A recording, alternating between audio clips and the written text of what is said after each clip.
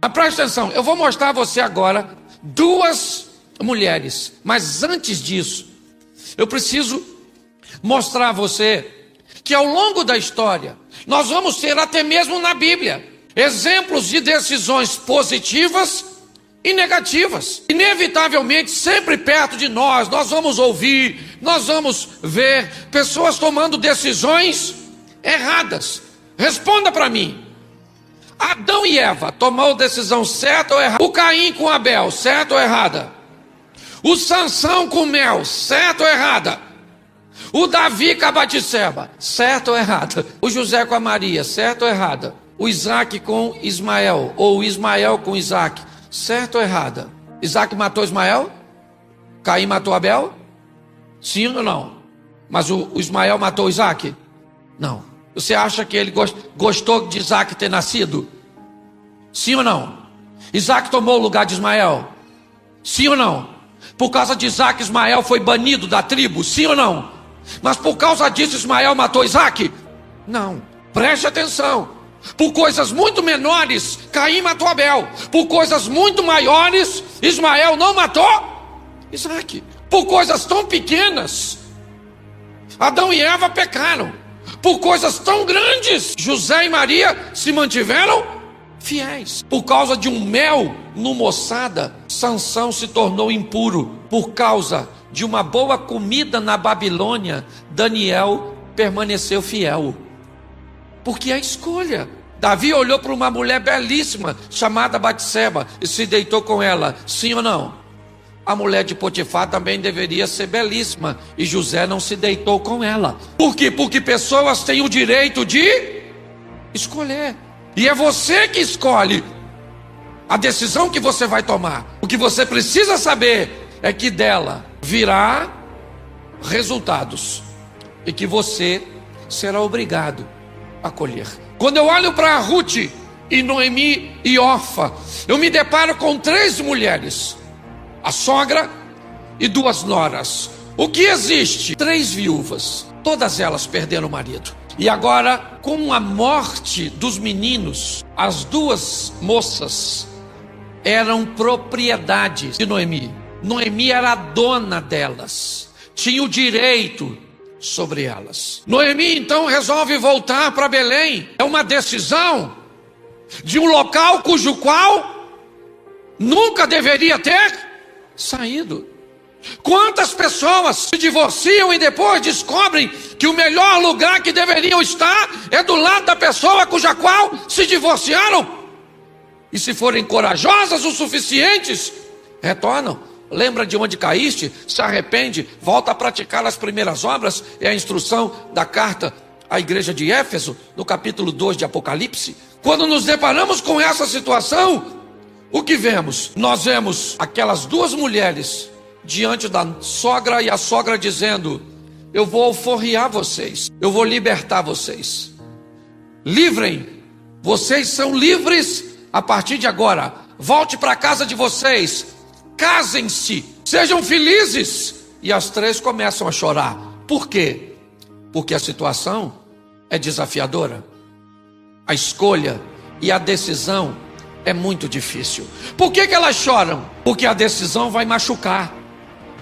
E embora vai machucar, deixar sua cidade natal, seu povo, sua família, voltar para casa dói. Deixar a nora, deixar a sogra, que vai partir e nunca mais vai ser vista. O que a Bíblia está dizendo é o seguinte: é que muitas vezes decisões precisarão ser tomadas, mesmo em meio a lágrimas, em meio a dores, mas é o seu futuro que está em jogo. Muitas pessoas têm medo de tomar decisões, se acovardam, desde um simples exame de algo que poderia ser simples e vai se tornar um câncer ou uma doença para a morte, até um esclarecimento de uma palavra dita errada que não foi feita e vai se tornar numa mágoa, e lá na frente vai culminar num divórcio. Por pior que seja, por mais dolorosa que seja, saiba de uma coisa: você precisa tomar uma decisão. Você precisa se posicionar para que seu amanhã seja melhor do que o hoje, para que a sua história se manifeste com honra, lá na frente. É fácil? Não, está todo mundo chorando. Por quê? Porque decidir é difícil. Tomar decisões é algo desafiador. Enquanto elas estão chorando, Noemi então se levanta e começa a apresentar seus argumentos. Ela começa a dizer: meninas, é melhor vocês irem embora. Por quê? Porque eu sou velha demais para ter filhos. Por quê? Porque o meu povo não vai casar com uma estrangeira. Por quê? Porque o futuro com vocês, ou o futuro de vocês comigo, não é promissor. Quando Orfa escuta isso, preste atenção. Orfa começa a avaliar. Realmente os judeus não vão querer casar comigo. Não sou mais virgem, sou uma estrangeira. Os meninos se casaram comigo porque não tinham opção, porque os pais morreram, ou porque o pai morreu. Mas eu gostaria muito de ir com a senhora. Eu gostaria muito de ir com a senhora. Eu gostaria muito de prosseguir, mas a minha decisão já foi tomada. Eu vou voltar para casa. Eu vou desistir. Essa é a decisão de Orfa. Ela decide desistir, voltar para casa, e ela faz. Por quê? Porque tem livre-arbítrio. Por quê? Porque todos têm direito de desistir. Agora, nunca mais você vai ver o nome dessa mulher na Bíblia. Nunca mais o nome dessa desistente. Era fácil tomar decisão, sim ou não? Sim ou não? Era doloroso, sim ou não? Mas precisava ser tomada, sim ou não? Ela tomou a decisão certa ou errada? Certa ou errada? E o nome dela foi apagado. Acabou. Você quer tomar decisões erradas? Tome. Só não reclame dos resultados. Só não olhe para seu futuro e veja, ele culminou o quê? Ele culminou no nada. Por quê? Porque eu resolvi não prosseguir. Orfa, não aprendeu nada. Agora ela vai embora, é verdade. E Noemi concentra agora a sua atenção na outra nora, Ruth. O propósito de Noemi é fazer Ruth ir para casa. Porque preste atenção, o que Noemi quer é a mesma coisa que Elimeleque. Que Elimeleque queria o bem. E para fazer o bem, ele muda para Moabe. Lá em Moabe ele encontra o mal. O que Noemi está fazendo? Ela quer que Ruth fique em Moabe, porque para ela, Moabe para Ruth é onde está o seu bem. E Belém é onde está o mal. Deixa eu falar uma coisa para você, querido. Por melhor e por mais bem intencionada que as pessoas estejam, sejam elas seus pais, seus amigos, seu pastor, quem sabe o que é melhor para você é o seu Deus. O melhor lugar para você estar é onde Deus deseja que você esteja. O que Noemi está tentando é impedir Ruth de se deparar com o sensacional. Por quê? Porque ela está pensando, porque ela está avaliando. Meu povo não vai querer casar com ela. O que ela não sabe é que Ruth não é mais moabita. Quando Noemi diz para Ruth, vai embora, sabe o que Ruth diz para ela? Eu não vou, por quê?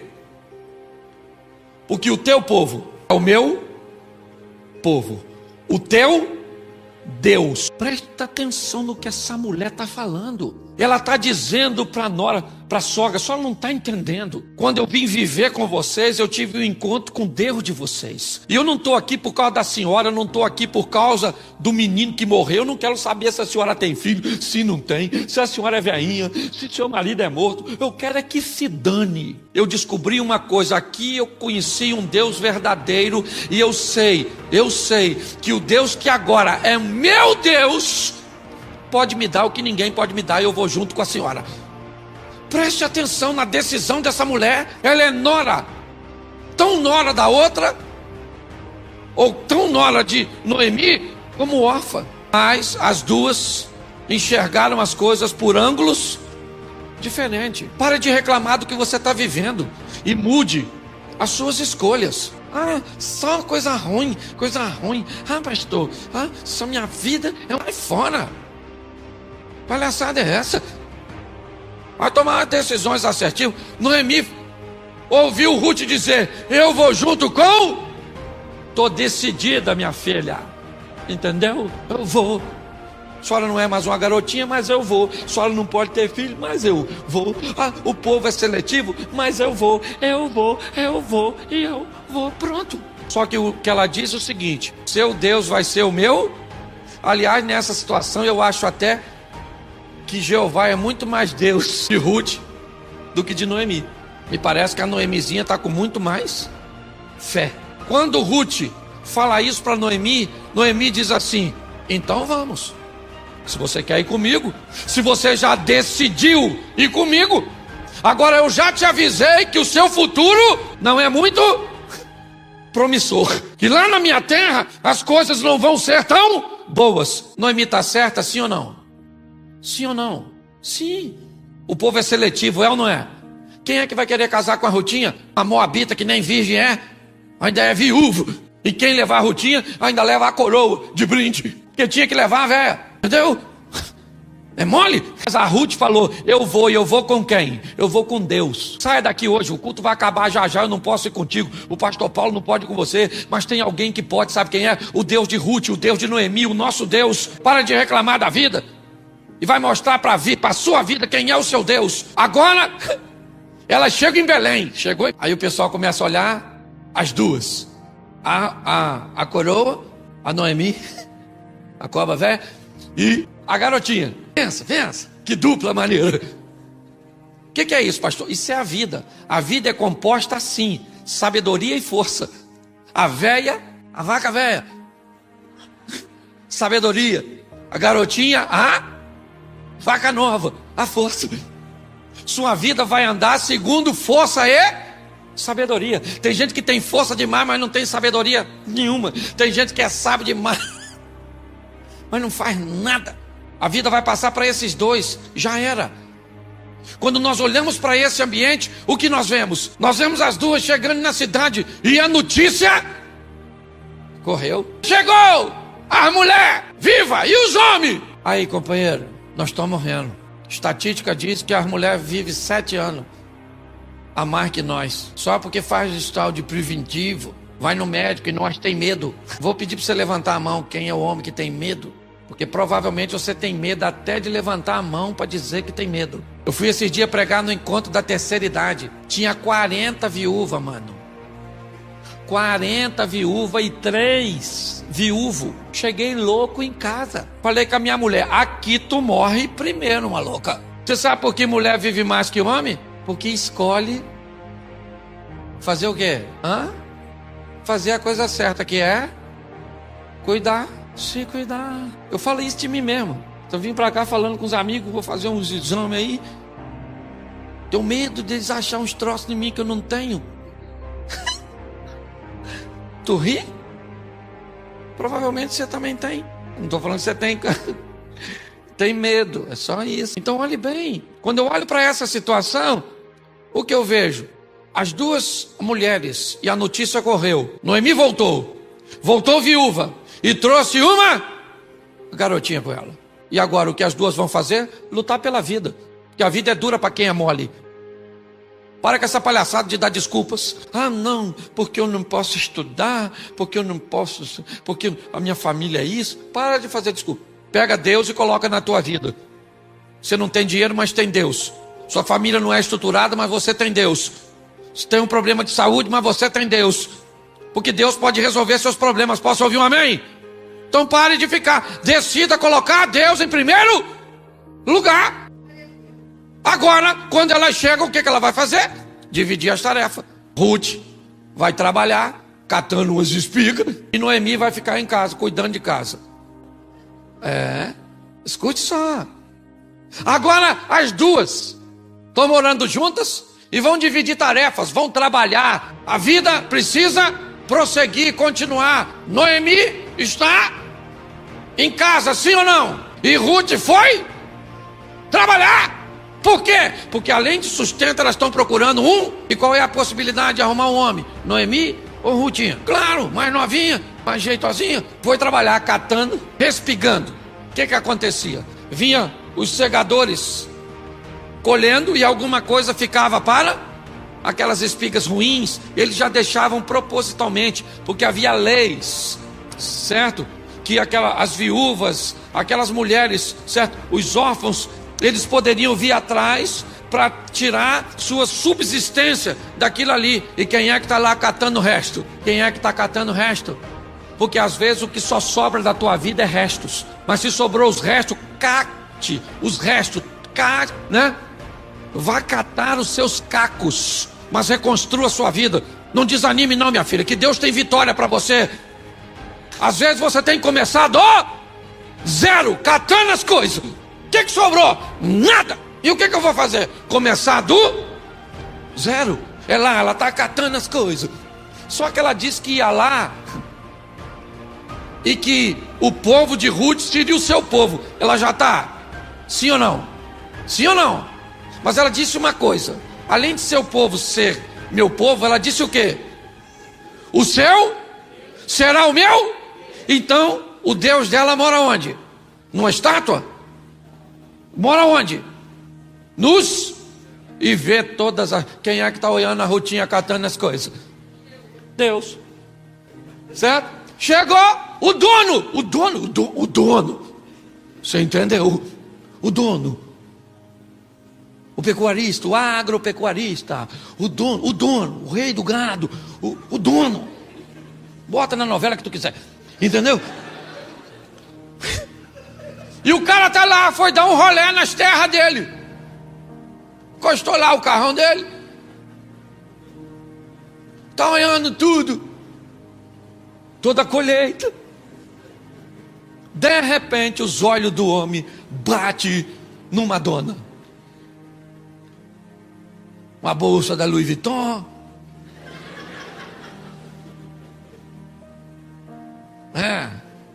Um perfume Chanel. Um vestidão. Era assim que a Rutinha estava? Nada, toda suja, unha suja, fedorenta, bagunçada, catando as coisas, esbaforida, cheia de sede, aquele solão. E olha como é que Deus faz. Você que está na pista, filha, solteira, vai para a presença de Deus. Deus vai fazer alguém achar você. Vai por mim. O cara chegou, tanta mulher para ele olhar, o olhinho dele bateu em quem? Rutinha. Caraca, maluco.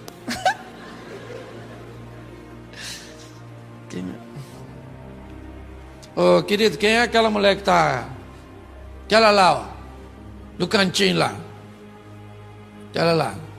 Alguém falou, aquela é a moabita, estrangeira, Ruth, viúva do filho do Elimeleque.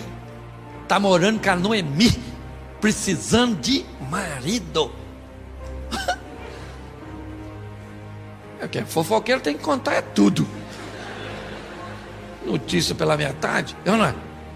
Olha só. Aí ele falou assim: não mexe com ela não, falou?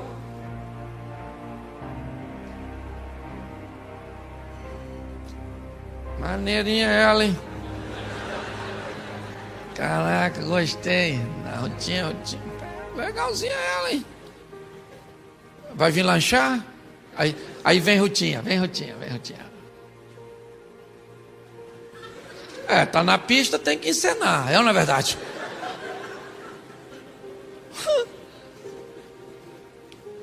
Boaz falou: senta aí, filha. Molha o pãozinho aí, bota nessa boquinha. Se isso não é uma paquera, eu não sei o que é isso. Depois você vai ler, que eu não sou obrigado a ler tudo. Mas o texto está tudo aí. São 4 capítulos, só dá para tu ler rapidinho. Romance. Boaz falou assim: querida, não vai catar nas terras de ninguém não, fica na minha. Pode catar aí. Falou? Já falei para os meus trabalhadores, para ninguém botar a mão em você.